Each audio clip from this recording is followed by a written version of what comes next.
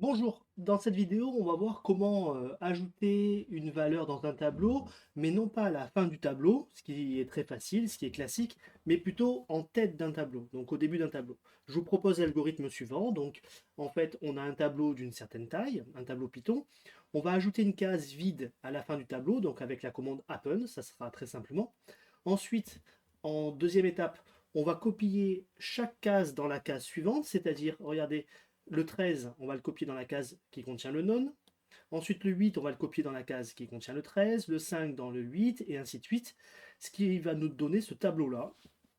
Et enfin, la valeur qu'on va vouloir ajouter, on va la mettre dans la première case, puisqu'en fait, ce 1 est inutile.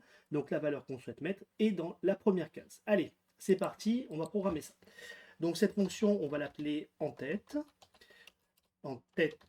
et alors elle va prendre en paramètre un tableau qui sera une liste et val qui sera une valeur, on prend un nombre entier. Et cette fonction, elle va rien renvoyer puisqu'en fait elle va modifier le tableau. D'accord?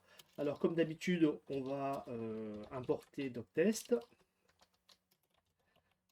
Donc on importe test mode et à la fin de la fonction, on lancera test mode comme ceci. Alors cette fonction, donc c'est ajout de la valeur val en tête de tableau.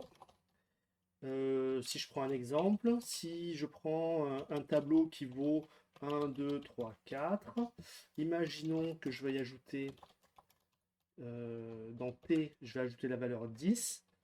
Quand je vais afficher mon tableau T, ça devrait me renvoyer un tableau qui contient 10, puis 1, 2, 3, 4. Donc j'arrête les commentaires, je fais mon programme vide. Quand j'exécute mon programme, évidemment, j'ai une erreur, j'obtiens, ça marche pas du tout.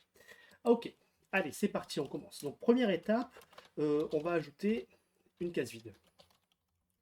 Vide à la fin du tableau. Ben, ça se fait tout simplement en une commande, tab.append, et dans cette case, on va ajouter none. Alors pour vérifier si ça marche, on peut d'abord faire des affichages. On va afficher euh, avec une f-string, j'affiche avant. Qu'est-ce que j'affiche? Ben, je vais afficher le contenu de tab. Et ensuite, après l'exécution de ma commande, je fais print. J'ajoute aussi dans une f-string et j'écris ajout de la case vide. Et maintenant, j'affiche mon tableau. Ce qui fait que quand j'exécute mon programme, alors il y a, ah oui, il y a toujours test mode qui fait une erreur. Donc, je vais commenter test mode. Je recommence. Donc, il ne se passe rien, évidemment, parce qu'il faut que j'exécute mon programme au moins une fois. Donc en tête, je vais écrire 1, 2, 3, 4 et je vais ajouter 10. Donc j'appelle ma fonction qui va s'exécuter, c'est parti. Et donc là, j'ai mes deux affichages. Hop, on peut regarder. Avant, j'ai le tableau 1, 2, 3, 4 et grâce à la ligne 14 qui est ici, mon tableau maintenant il vaut 1, 2, 3, 4 non. Ok, la première partie, ça fonctionne. Deuxième partie, c'est décaler toutes les valeurs. Donc, on va prendre un exemple. Ce que j'aimerais, c'est que la case 0 soit déplacée dans la case 1. Ce que j'aimerais, c'est que la case 1 soit déplacée dans la case 2. Et ça, ainsi de suite, jusqu'à la fin, où la case n-2 soit décalée dans la case n-1.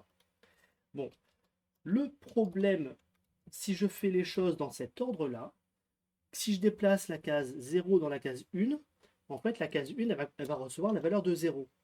Enfin, la valeur qui était dans la case 0. Ce qui fait qu'en fait, ce que je vais déplacer dans la case 2, c'est la case 0. En fait, elles vont s'écraser les valeurs. La case 0 va écraser la case 1, la case 1 va écraser la case 2, mais la case 1 contient la case 0. Enfin, il y aura la valeur 0 partout. Donc en fait, ceci fonctionne si je commence par d'abord décaler la dernière case, l'avant-dernière dans la dernière, et ainsi de suite. Et en fait, il faut que je fasse les choses dans cet ordre-là. D'abord l'avant-dernière dans la dernière, puis l'avant-avant-dernière dans la dernière. Vous avez compris le principe. Donc, ici, on voit que c'est une boucle. Alors, cette boucle, si on imagine qu'on est à l'étape I, il faut que la case I soit déplacée dans la case I plus 1. Vous êtes d'accord? Ça marche? Ok. Alors, on va faire une boucle. For I in range. Alors, on commence à la case N-2. On va jusqu'à la case 0. Et on va de moins 1 en moins 1. Ah, vous voyez l'erreur? Oui, en fait, 0, c'est 0 exclu. Ce qui fait que si je fais une boucle comme ça, ben, en fait, j'aurai ma boucle à l'étape N-2 et N-3, à l'étape ici. Et comme 0 est exclu, en fait, c'est ici que va s'arrêter mon programme. Donc moi, j'aimerais que ça fasse aussi la dernière étape. Donc en fait, mon range, il va aller de N-2 à moins 1, car c'est moins 1 exclu, donc c'est 0 inclus. Ok. Alors, qu'est-ce qu'on fait? Ben, tout simplement, on copie la valeur de I. Non, dans la case I plus 1, je mets la valeur de la case I. Alors, pour voir si ça fonctionne, on va afficher mon tableau. Alors, je vais écrire après le décalage. Après décalage. Voilà. Et j'affiche le contenu de mon tableau. J'exécute le programme. Alors, qu'est-ce que ça donne? J'ai une erreur.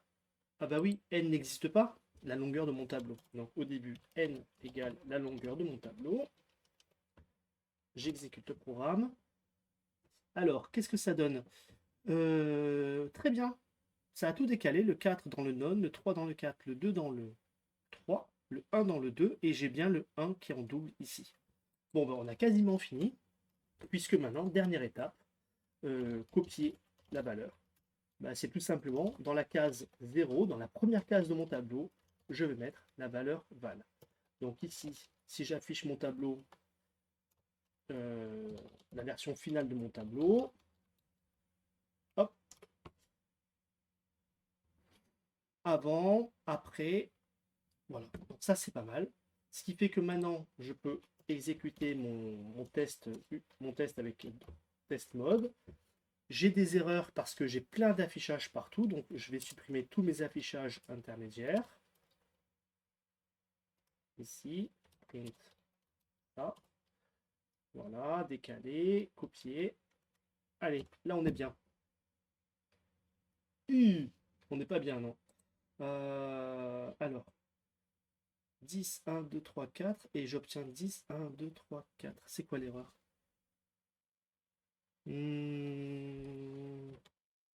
Ah oui, j'ai mal écrit ma documentation. Voilà, en fait, quand je fais un affichage printé, voilà, c'est ça le résultat que je cherche. Allez, on exécute. Ça affiche rien. Ah bah oui, c'est normal. Si tout se passe bien, ça affiche rien. Alors, je vais faire un dernier affichage. OK, point d'interrogation.